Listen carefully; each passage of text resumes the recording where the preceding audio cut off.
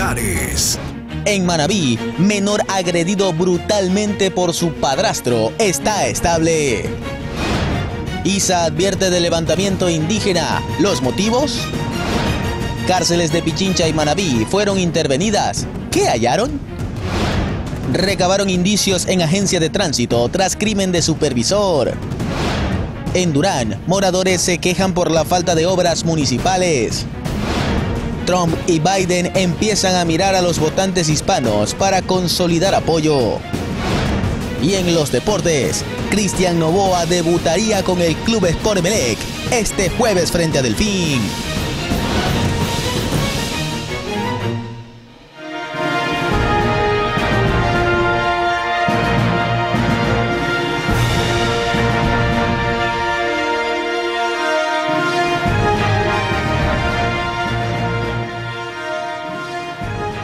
Televidentes, qué gusto saludarlos. Bienvenidos a Noticias Oro Mar, emisión estelar. Una jueza del cantón Yaguachi revocó las medidas cautelares que hace un año obtuvo el exdirector de la Secretaría Nacional de Inteligencia, Pablo Romero. Significa que Romero debe volver a la cárcel. Buenas noches.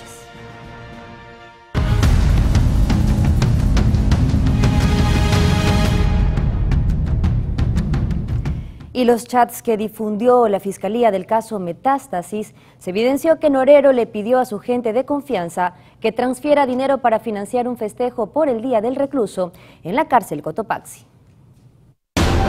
Según los chats que constan en el expediente del caso Metástasis, Leandro Norero financiaba los eventos que se hacían en la cárcel de Cotopaxi. Por ejemplo, para la conmemoración del Día del Recluso el 18 de julio de 2022, el narcotraficante hizo comprar hasta chanchos, como se evidencia en un diálogo con Eli Angulo, alias Estimado, uno de los hombres de confianza del patrón. Mi estimado, ¿habrá chance para hacer una transferencia de 3.000? Transferencia no creo, mi estimado. Depósito en cajero sí. ¿Pero se podrá ahora? No creo. De una, mi estimado. Igual ya pregunto para ver si me ayudan de algunas cuentas con transferencias. Lo que voy a depositar es para un evento que vamos a meter unos chanchos por el Día del Recluso. Acá parece que yo fuera el director. Corriente, 2205062500. Helio Ernesto Arboleda. 2.000 ahí, mi estimado. Ya, mi estimado, de una. El empresario Helio Ernesto Arboleda Andrade fue vinculado al caso Metástasis junto a otras 12 personas la semana pasada, por haberle prestado su cuenta bancaria a Norero para que mueva dinero, pero no era el único. De acuerdo con el Ministerio Público, también lo hacían otros 4 empresarios, Angelino, Marcelo Aiza, Eduardo Rodríguez y Rommel Tamayo, quienes están siendo procesados. Según las conversaciones que constan en el proceso, Norero ordenaba también transferencias bancarias a otras 2 mujeres que ahora están vinculadas al caso. La primera es Miriam Alejandra Delgado, que según la Fiscalía, valiéndose de su designación como integrante de la Comisión de Pacificación de las Cárceles, gestionó comodidades para Norero. En uno de los diálogos extraídos de los celulares del narco, el patrón le pide a alias Rayo, otro de los integrantes de su círculo más cercano, que haga una transferencia a su cuenta. La segunda es la guía penitenciaria Catherine Pilar Guaita. Ella asegura a la Fiscalía recibió al menos $10.000 por comprar insumos y objetos para Norero. Ingresaba al penal con ayuda de su pareja, el también agente Dani Mendoza. En Quito, Juan Correa Rodríguez, Noticias Oro Mar. Mientras tanto, policías y militares intervinieron en la cárcel número 3 de Pichincha o de Chillogallo en Quito, donde está la procesada del caso Metástasis, Mayra Salazar. Cerca de las 7 de la mañana de este martes, decenas de policías de varias unidades especializadas llegaron hasta el Centro de Rehabilitación Femenino de Pichincha, ubicado en Chillogallo, sur de Quito. En este penal se encuentra bajo prisión preventiva la procesada por el caso Metástasis, Mayra Salazar. Acompañados de miembros de las Fuerzas Armadas, los uniformados realizaron requisa de armas y objetos prohibidos en la cárcel de la capital, donde también están recluidas otras 2 procesadas del caso Metástasis. Salazar, quien se convertirá en testigo protegido de la Fiscalía, ha sido señalada como la operadora de la red del caso Metástasis, que hasta ahora involucra a 52 procesados. En videos divulgados por la Policía Nacional en su cuenta de X, se observan a los agentes revisando bolsos, carteras y el mobiliario de una de las celdas de la cárcel de Chillogallo. Así buscan evitar se presenten incidentes o posibles novedades. En la cárcel de Chillogallo hay cerca de 60 privadas de la libertad, un testigo protegido, niños y reclusas embarazadas. Este tipo de diligencias se realizan como parte de las acciones del bloque de seguridad y del decreto del estado de excepción vigente. En Quito, Juan Correa Rodríguez, Noticias Oromar.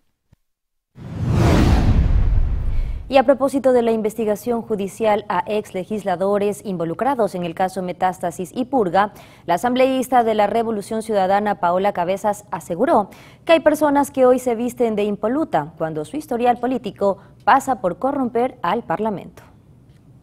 Más allá de eso, nosotros como bancada hemos sido categóricos, que se investigue lo que se tenga que investigar. Yo creo que acciones de orden individual de cualquier legislador tienen que ser investigadas. La misma Asamblea ha impulsado la posibilidad de una comisión que pretende investigar, y no solamente de los ex legisladores que están en este momento siendo investigados por la Fiscalía.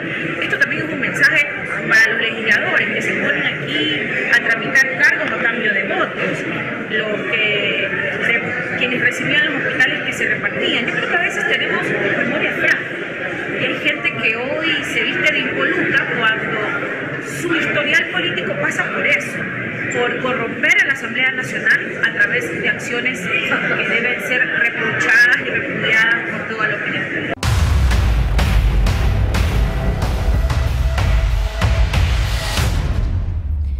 Y la sesión 915 de la Asamblea Nacional, que estaba convocada para este 19 de marzo, en la que se tenía previsto conocer una resolución respecto a la fiscal general del Estado, Diana Salazar, y debatir sobre la proforma presupuestaria del 2024, se canceló y deberá realizarse una nueva convocatoria.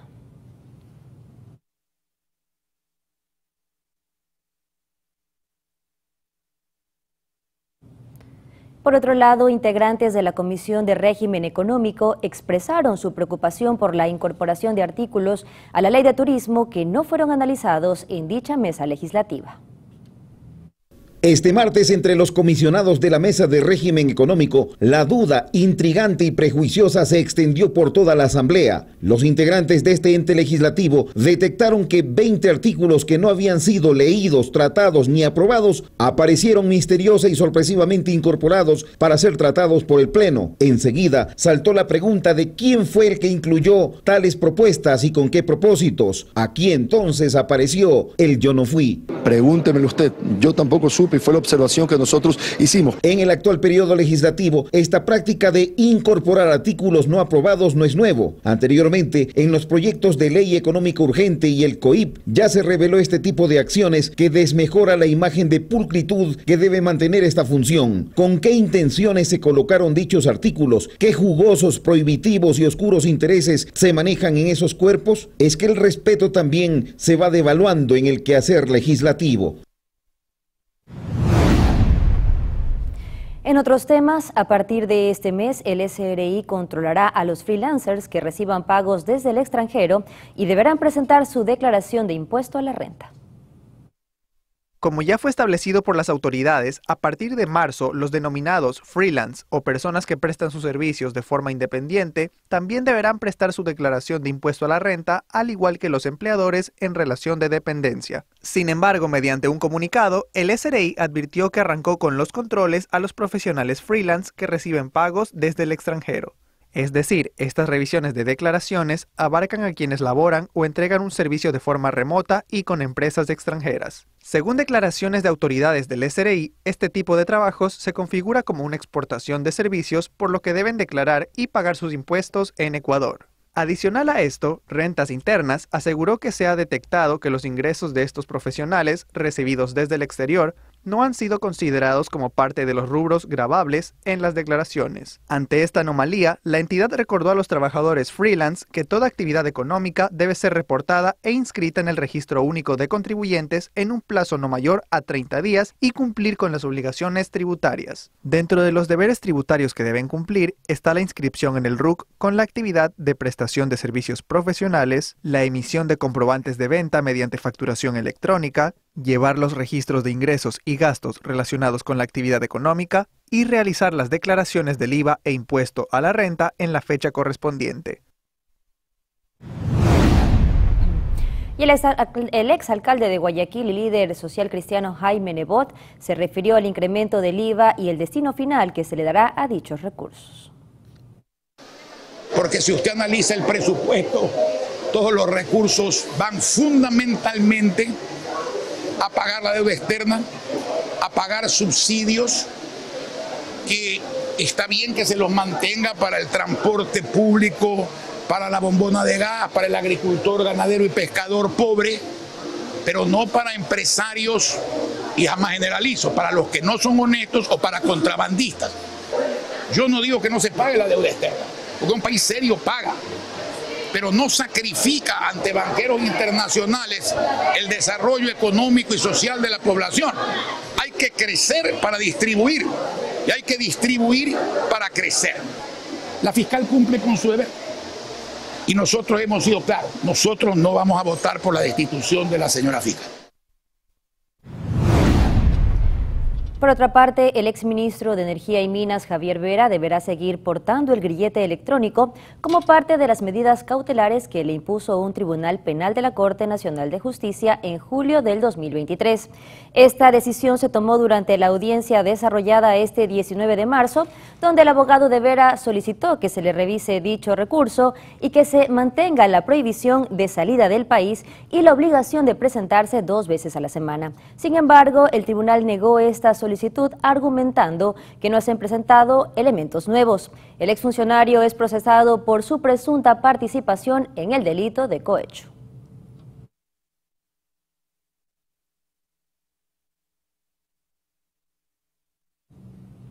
La empresa de movilidad de Manta EP en un comunicado dijo que se compromete a colaborar con la Fiscalía para que se transparenten las acciones de la institución tras un allanamiento realizado este 19 de marzo en las oficinas de la Dirección de Tránsito en el área de matriculación.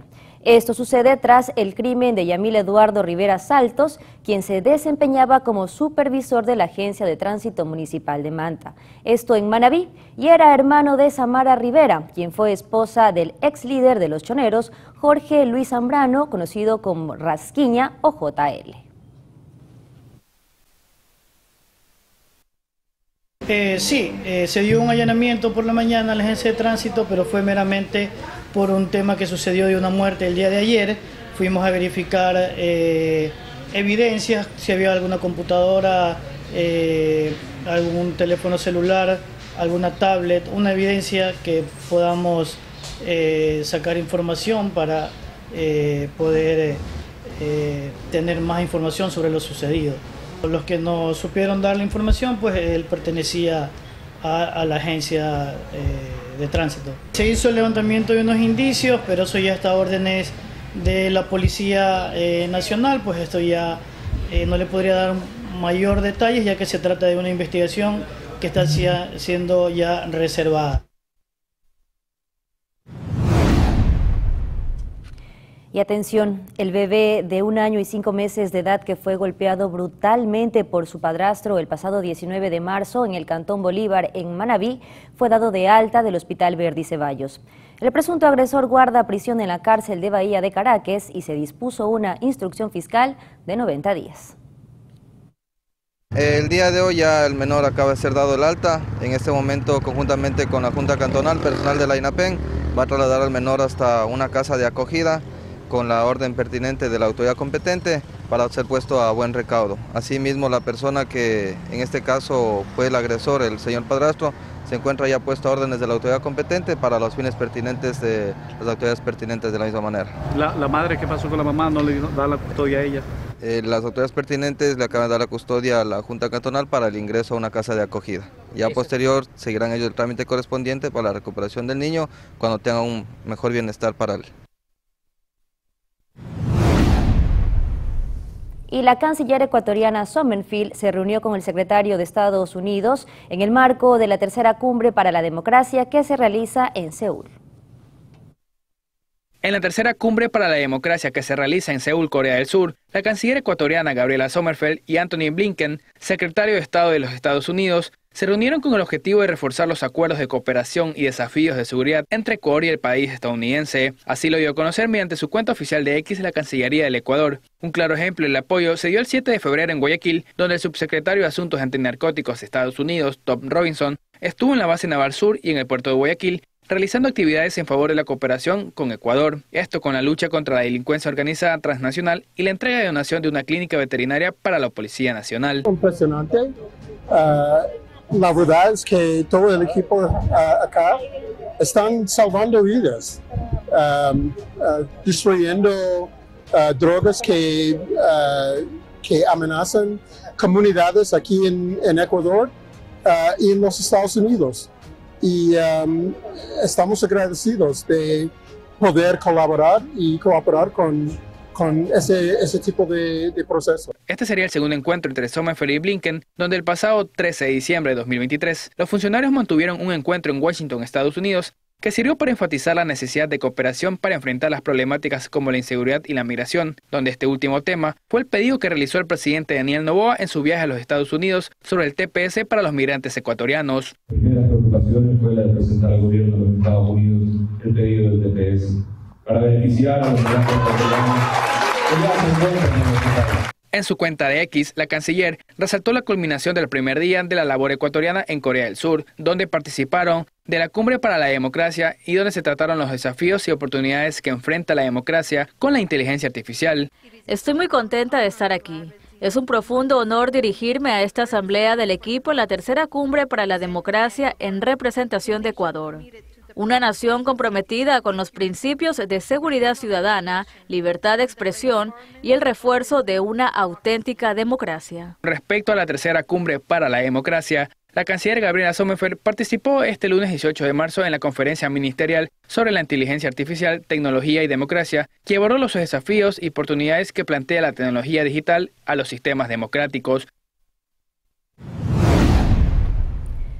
El Movimiento Nacional Justa Libertad interpuso una demanda ante la Corte Constitucional para solicitar la despenalización del aborto en todos los casos. Eliminar el artículo 149 que discrimina de manera desproporcionada a mujeres jóvenes, indígenas, afrodescendientes y en situación de empobrecimiento es justa libertad. Un grupo de 8 organizaciones feministas y de derechos humanos presentó ante la Corte Constitucional una demanda para despenalizar el aborto, un derecho que en el país solo está permitido en los casos de violación o de riesgo para la vida y salud de la madre. En Ecuador se reconocen 3 causales: salud, vida y violación para acceder a un aborto legal. Sin embargo, las barreras son enormes para lograr realmente acceder a un aborto seguro. La demanda presentada por el Movimiento Nacional Justa Libertad busca se declare inconstitucional el artículo 149 del Código Penal, que castiga de 1 a 3 años de cárcel a quien practique el aborto y de 6 meses a 2 años a la mujer que permita que se lo practiquen. Este proceso lo llevamos impulsando desde el 2006-2007. Cabe recalcar que en 2021 la Corte Constitucional ya despenalizó el aborto en casos de violación y ordenó a la Asamblea Nacional elaborar una regulación, cuyo resultado no convenció a las organizaciones demandantes, pues el entonces presidente Guillermo Lasso introdujo cambios que a su criterio limitan el acceso a la interrupción voluntaria del embarazo. De acuerdo con estimaciones de la Organización Mundial de la Salud, aproximadamente cada hora, 7 mujeres ecuatorianas se ven forzadas a recurrir a abortos en condiciones desconocidas y muchas veces riesgosas. Además, en 2022, según cifras del Ministerio de Salud, cada día 54 adolescentes y mujeres eran hospitalizadas por causas relacionadas con abortos. María José Pino Argote, Noticias Oromar. Amigos televidentes, es momento de una pausa comercial. Al volver, el aeropuerto de Manta sufrirá algunas intervenciones para mejora de su infraestructura. Conozca las medidas que se tomarán al respecto. Ya volvemos con más.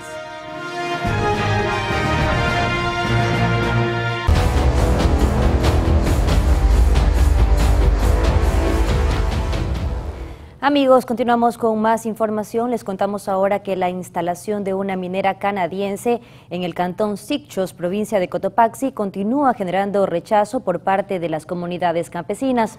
La presencia de militares y policías aumentó la tensión en el lugar.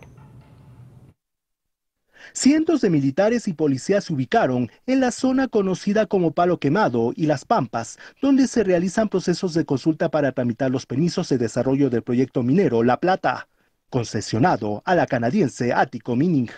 La Confederación de Nacionalidades Indígenas de Ecuador denunció una presunta trama de criminalización de la protesta de comunidades campesinas contra la instalación de una minera canadiense. Si los derechos están siendo vulnerados, violentados, la misma Constitución, el artículo 98, nos permite elevar a un hecho de resistencia. Por lo tanto, levantamos sobre estos hechos ilegales de violencia permanente por parte del gobierno del Estado, tenemos el derecho de levantar en este acto de resistencia. Por lo tanto, pedimos a todas las comunidades, a los territorios, a levantar y a defender. Hay que sacar a la minería de nuestros territorios con la lucha y la resistencia. La acción fiscal surge como respuesta a la resistencia de la población durante el proceso de falsa consulta ambiental iniciada por el Ministerio de Ambiente. En un contexto de violencia promovido por el gobierno del presidente Daniel Noboa y las mineras que pretenden asentarse en zonas de alto valor hidrológico para el país, agregó la Confederación. Asimismo, se informó que hasta Palo Quemado y Las Palmas ha llegado un fuerte contingente de policías y militares como respuesta del gobierno a la resistencia pacífica de sus habitantes. Según la CONAIE, la imposición de una consulta ambiental mediante la fuerza militar no solo ignora, sino que viola los derechos fundamentales de los pobladores quienes legítimamente defienden los territorios. Finalmente, se afirmó que se ha reportado el intento de ingreso de más de 500 militares, generando un clima de tensión y preocupación en la región. En Quito, Juan Correa Rodríguez, Noticias Oromar. Y mientras tanto, el Ministerio de Gobierno en un comunicado indicó que las fuerzas del orden han brindado resguardo para el cumplimiento del proceso de participación ciudadana para la consulta ambiental en Cotopaxi. Además, aclara que la fuerza pública, en uso de sus competencias, ha salvaguardado la integridad de la población. Sin embargo, al momento se registra un ciudadano afectado por el uso de pirotecnia y 2 uniformados heridos. Tal como lo habíamos anunciado, el aeropuerto será intervenido. La infraestructura del aeropuerto Eloy Alfaro de Manta en Manabí será intervenido, pues enfrenta deficiencias en su mantenimiento, incluyendo el carrusel de maletas, baños, la máquina de pasajes, también los acondicionadores de aire y la pintura de la pista. Así lo confirmaron las autoridades del Ministerio de Transporte y Obras Públicas, Municipio de Manta, Secretaría de la Reconstrucción y la Subdirección de Aviación Civil, tras una inspección este 18 de marzo. La nueva terminal fue entregada y entró a operar en diciembre del 2022, pero ha venido teniendo problemas por la falta de recursos económicos. Y por ahora se realizan mesas de trabajo para un estudio que determine los costos de las reparaciones, gestión para ampliar el ancho de banda de Internet y la asignación de más personal al área de migración.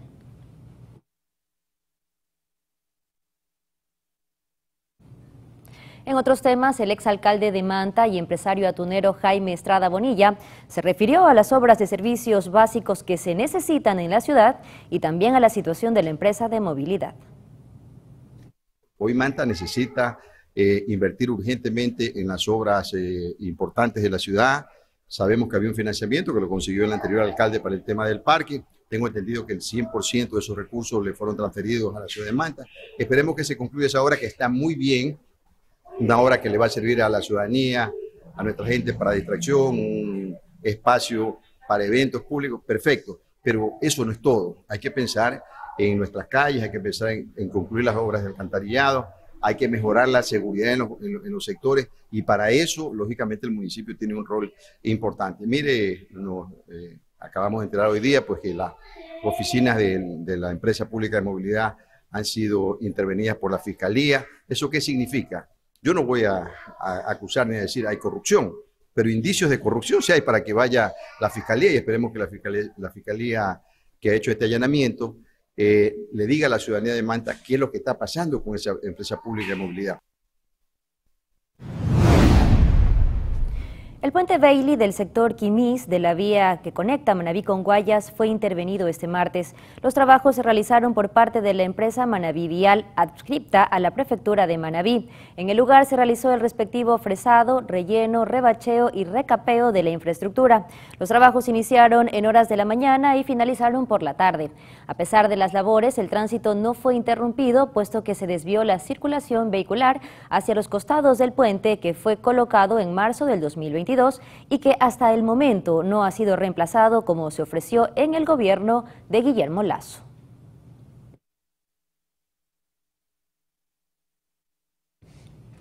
Y por segunda ocasión y en menos de un mes, un articulado de la Metro Express se incendió. El percance ocasionó que las autoridades suspendan las operaciones de dicho consorcio. La tarde del domingo se volvió a incendiar un articulado de la Troncal 2, el segundo en menos de un mes y el tercero en unos pocos meses. La ATM decidió suspender las operaciones y aunque se usó 20 buses de reemplazo, los usuarios se quejan por la demora en la frecuencia del servicio. Uy, está súper complicado, mire que yo tengo ya 2 horas desde el centro hasta acá y mire, me toca caminar desde allá para llegar a mi trabajo. El gerente de ATM fue enfático en señalar que la decisión, aunque dura, tiene como objetivo salvaguardar la vida de los pasajeros. ATM prefiere tomar decisiones no populares porque no somos politiqueros, no somos populistas, tomamos decisiones correctas, coherentes y por supuesto, primordialmente, salvaguardando las vidas de los ciudadanos. Don Pedro tenía una cita en el hospital de Líes, esperó como novio en el altar en la parada de Sauces 9, se cansó y decidió tomar un taxi, pero igual llegó tarde. Yo vengo del norte de Sauces, de las 7:30 de la mañana, ninguno de los alimentadores pierde la retribuida por este sector. Y tuve que obligadamente coger taxi, pagar $8 para venir aquí. ¿Para poder llegar? Sí, caso contrario. ¿Qué tenía que hacer? Una cita médica. Cita médica en el Teodoro Maldonado. Pues ya la perdí porque llegué tarde. No me diga eso.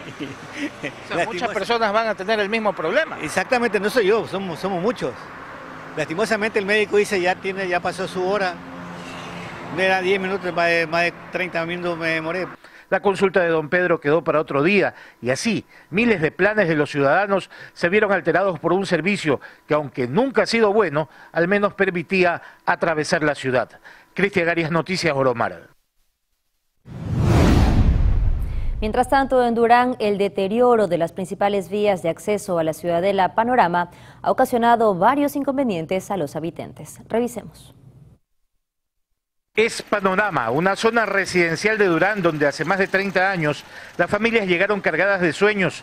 Según cuentan, era muy bonito al principio. Ahora sus calles destruidas, llenas de polvo, propician enfermedades respiratorias. Estamos viviendo en medio del polvo. El segundo problema que tenemos es la falta de abastecimiento de agua potable.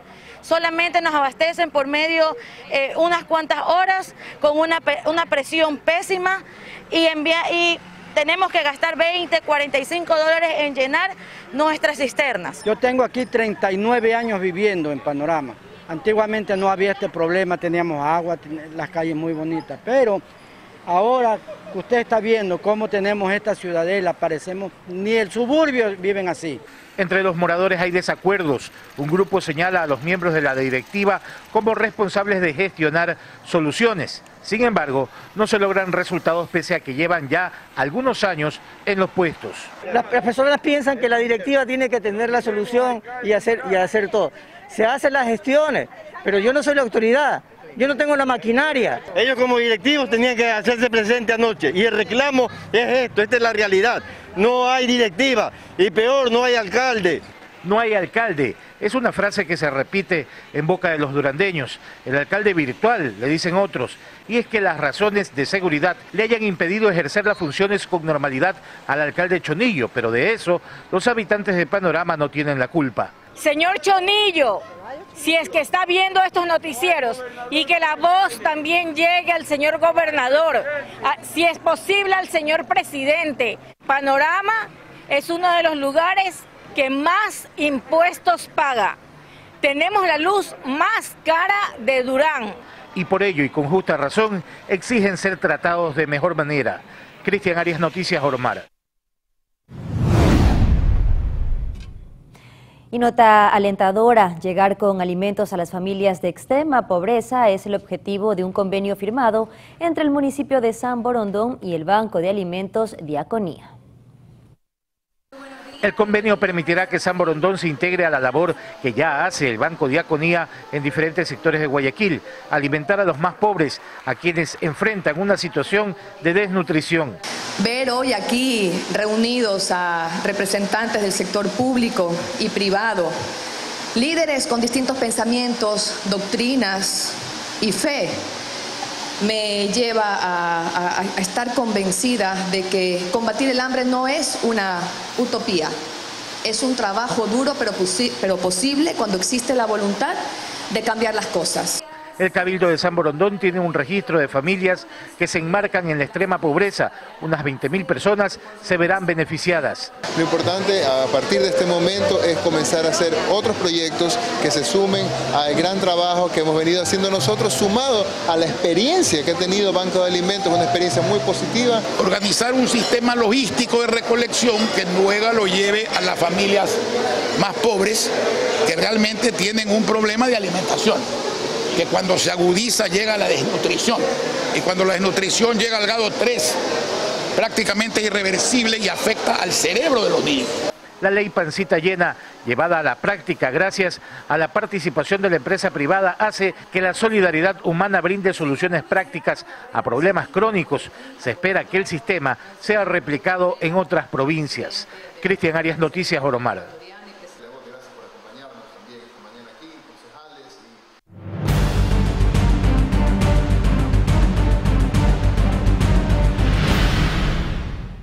Desde el pasado viernes 15 de marzo se realizan las capacitaciones a miembros de las juntas receptoras del voto en Azuay de cara a la consulta popular y referéndum 2024.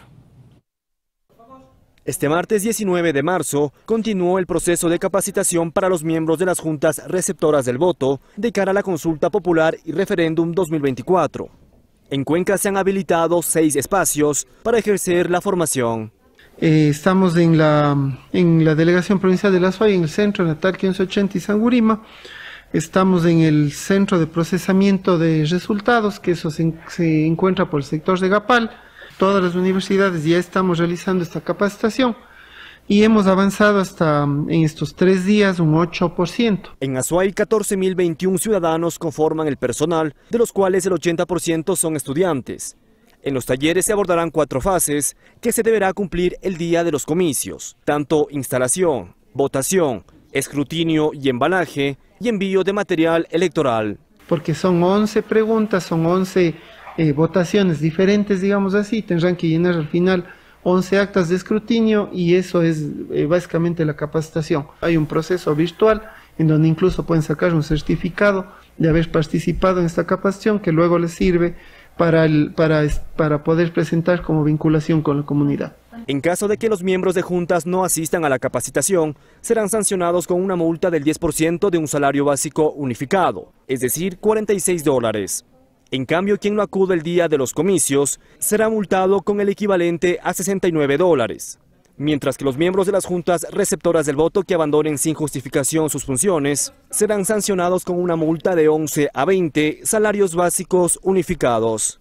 Mejor evitarnos esta multa, más bien hacer uso de los $20 de compensación económica que el CNE hace a aquellos que participan en los procesos electorales. Las personas que deseen conocer si integran una junta receptora podrán revisarlo en la página web del CNE con el número de cédula. De igual forma para consultar los sitios de capacitación en cada provincia. Amigos televidentes, es momento de una nueva pausa. Al volver, revisaremos las principales noticias de los hechos violentos suscitados en el país. Ya regresamos.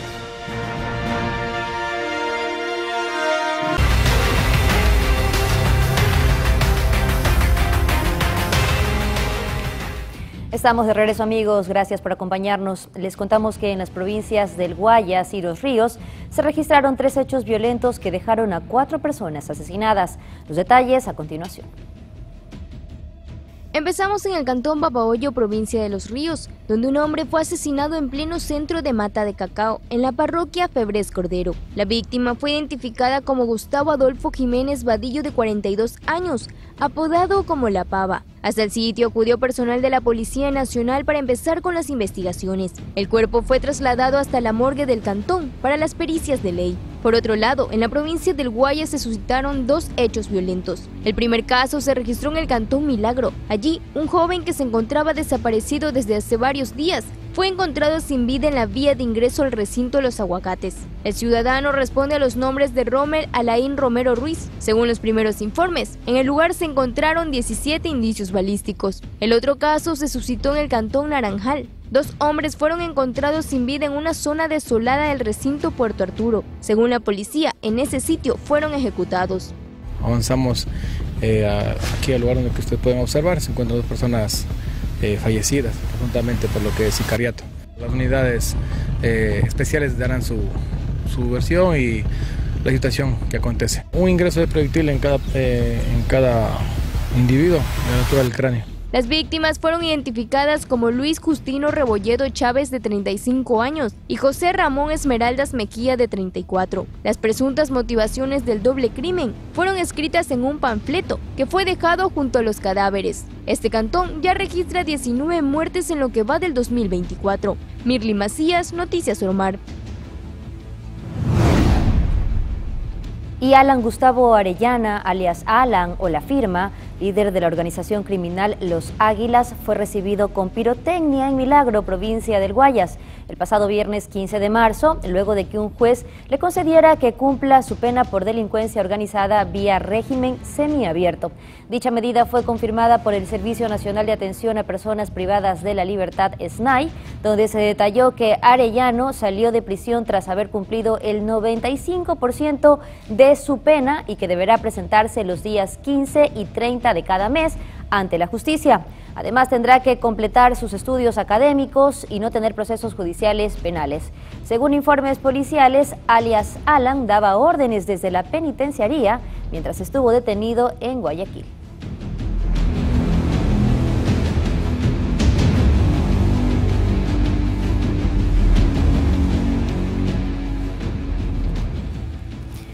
Seguimos con más y la cárcel de la zona sur de Manabí, Jipijapa, fue intervenida por el bloque de seguridad conformado por la Policía Nacional y las Fuerzas Armadas.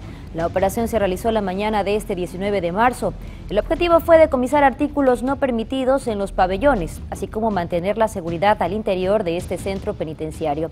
Las fuerzas del orden hallaron drogas, ventiladores, neveras y teléfonos celulares.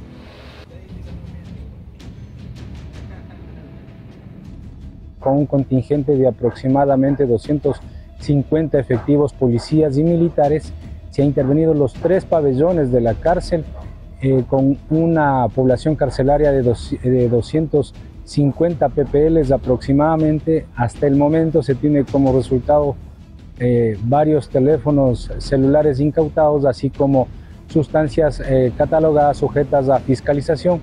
El procedimiento o la operación está en curso, esperamos pues tener aún más resultados.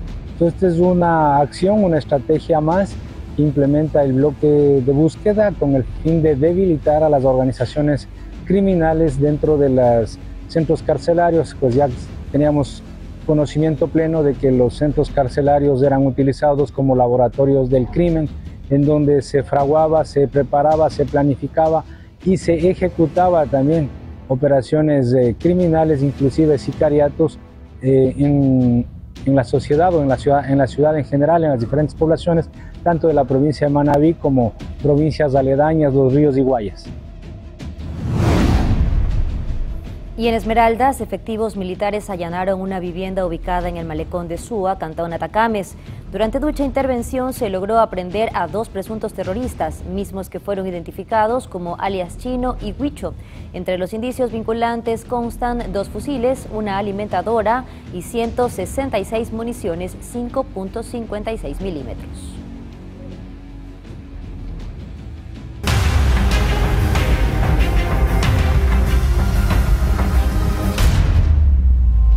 Más información, agentes antinarcóticos decomisaron 1.723 gramos de cocaína que estaban camuflados en 15 empaques de mermelada de frutilla y que pretendían ser enviados por una agencia de correo ubicada en el centro de Guayaquil.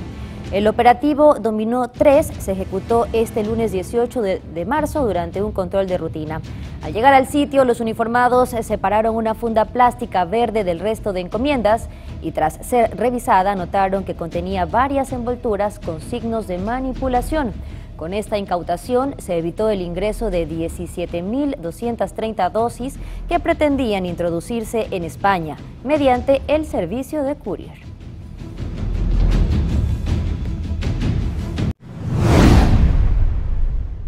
Y de esta manera llegamos a la parte final de este servicio informativo, Katy. Muchísimas gracias, Ligner, a ti y a ustedes también, amable público del Noticiero Estelar, por permitirme ingresar a sus hogares. Será hasta el día de mañana, noticiero de las 7 de la mañana. Que tengan una excelente noche.